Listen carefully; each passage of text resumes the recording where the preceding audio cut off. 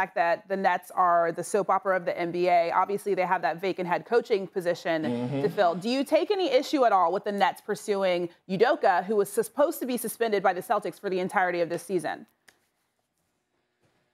No, I don't. And here's why, right? I understand what he did with Boston, and I agree, right? He did wrong. The Boston Celtics, he broke the guidelines in the team organization, and they suspended him. And I agree with the suspension, and I have said numerous of times that he was wrong about it, and I'm not defending it. But let's talk about him as the coach. Let's talk about what he did last year with this young Celtic team.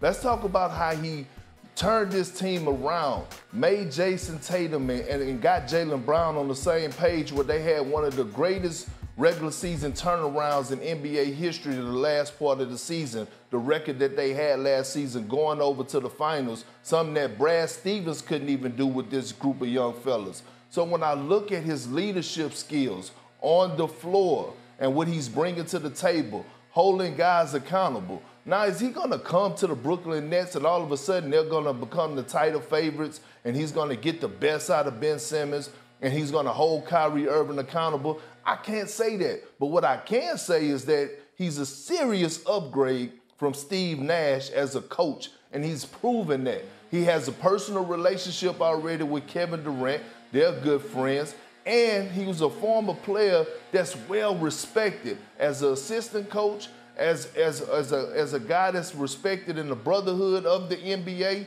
So him coming to there, not saying that short term is going to just completely change everything, but long term, I feel like building for the future. And the future could be next year or the year after next, but if you have Kevin Durant, who you have under contract, and then you have Ime Udoka, I tell you one thing, that's a nice starting point to build to try to accomplish what they ultimately trying to get to, and that's winning the championship. Thanks for watching ESPN on YouTube. For live streaming, sports, and premium content, subscribe to ESPN+.